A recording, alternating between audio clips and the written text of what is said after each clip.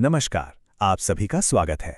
आज हम बात करेंगे आधिपत्य सूत्र से मिली एक सीख की, एक ऐसा फ्रेमवर्क जो हमें सही और गलत के बीच फैसला लेने में मदद करता है।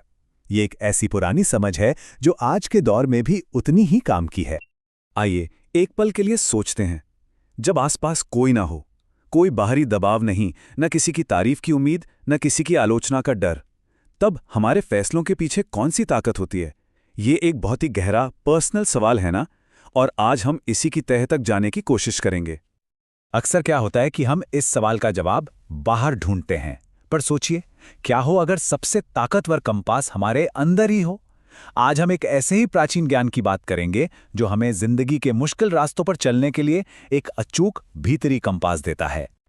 तो इसका जवाब मिलता है हमें एक बहुत पुरानी शिक्षा में, जिसे आधे पते सूत्र कहते हैं। यह हमें 3 मार्गदर्शक सिद्धांत, या कह लीजिए 3 संप्रभुताएं सिखाता है। ये सिर्फ कोई नियम नहीं है, बल्कि ये वो परतें हैं जो हमारे हर काम को एक दिशा देती हैं। तो ये 3 सिद्धांत आखिर हैं क्या? समझिए कि ये हमारी नैतिकता के 3 मजबूत खंभे हैं, जो हमें ईमानदारी और साफ सोच के साथ जीने में मदद करते हैं।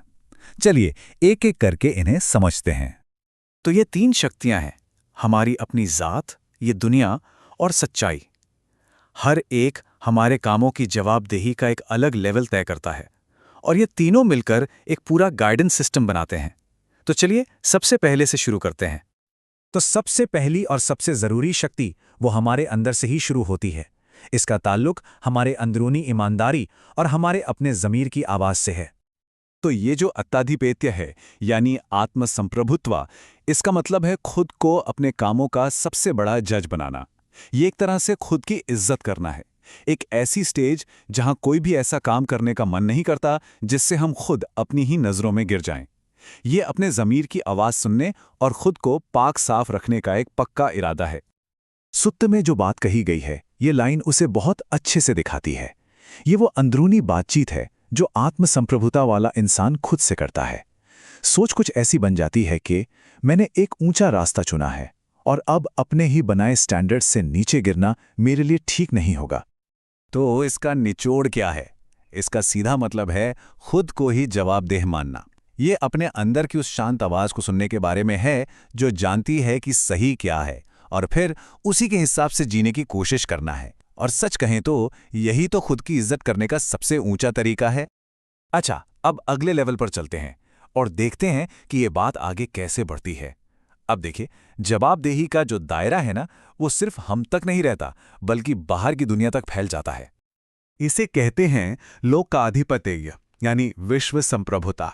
ये तब काम करती है जब हम दुनिया को अपना गाइड बनाते हैं। और ये सिर्फ इस बात की टेंशन नहीं है कि लोग क्या कहेंगे। नहीं, ये उससे कहीं ज्यादा गहरा है। ये समझना है कि हमारे कामों का असर दूसरों पर पड़ता है, और समाज में हमारी एक साख है जिसे बनाए रखना हमारी जिम्मेदारी है। ये बहुत पावरफुल सोच है ना? सूत्र हमें ये सोचने को कहता है कि हमारे काम सिर्फ हमारे आसपास के लोग ही नहीं, बल्कि ऐसे ज्ञानी और देवता भी देख रहे हैं जिनकी नज़र बहुत दूर तक जाती है। ये एहसास हमें गलत काम करने से रोकने के लिए प्रेरित करता है। तो ये सिद्धांत असल में हमें हमारी सोशल जिम्मेदारी की याद दिलाता है। ये अपनी साख को बचाने और ये समझने के बारे में है कि हमारे कर्मों का कोई ना कोई गवाह हमेशा होता है, चाहे वो हमें दिखे या ना दिखे। ये हमें बाहरी दुनिया में ईमानदारी से काम करने के लिए प्रेरित करता है। और अब हम आते हैं सबसे आखिरी और सबसे ऊंचे सिद्धांत पर। यह वफादारी सिर्फ खुद के लिए या समाज के लिए नहीं है, बल्कि उस परम सत्य के लिए है। धम्माधिपत्य, यानी धम्म संप्रभुता का मतलब है सच्चाई को ही अपना सबसे बड़ा बॉस मानना। यहां हमारे काम इस बात से तय होते हैं कि असल में सही क्या है, सच क्या है, चाहे वो काम हमारे लिए कितना ही मुश्किल क्यों ना हो, या समाज उसकी तारीफ करे या ना करे। ये एक ऊंचे यूनिवर्सल सिद्धांत के साथ मिलकर जीना है। ये लाइन बहुत खूबसूरती से बताती है कि असली प्रेरणा आती कहां से है।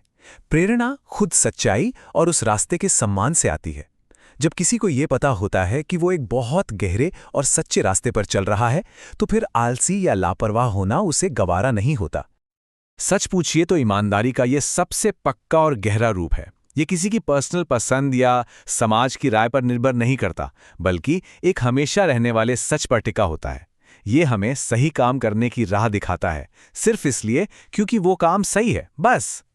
तो अब जब हम इन तीनों सिद्धांतों को समझ चुके हैं, तो चलिए देखते हैं कि ये तीनों मिलकर एक नैतिक जिंदगी के लिए एक मुकम्मल सिस्टम की तरह कैसे काम करते हैं। सुद की यह आखिरी लाइन पूरी बात को एक साथ रख देती है। बात सीधी है, हम खुद से नहीं छिप सकते। हमारा अपना ज़मीर जानता है कि सच क्या है और झूठ क्या। ये इस बात पर जोर देती है कि खुद के प्रति जवाबदेही से कोई बच नहीं सकता। यहाँ इस टेबल में हम तीनों को एक साथ देख सकते हैं।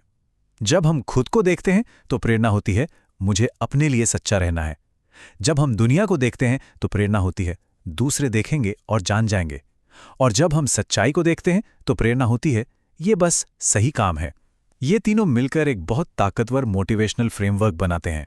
तो सबसे ज़रूरी बात जो समझने की है वो ये है कि ये कोई अलग अलग ऑप्शन नहीं है, बल्कि एक पूरा इंटरनल कंपास है। ये तीनों सिद्धांत मिलकर काम करते हैं और हमें हर हाल में समझदारी और ईमानदारी के साथ सही रास्ता दिखाते हैं, चाहे कोई देख रहा हो या नहीं। तो इन सिद्धांतों पर मनन करते हुए हम यही कामना करते हैं कि सबके जीवन में शांति और स्पष्टता आए। आप सभी सुखी रहें।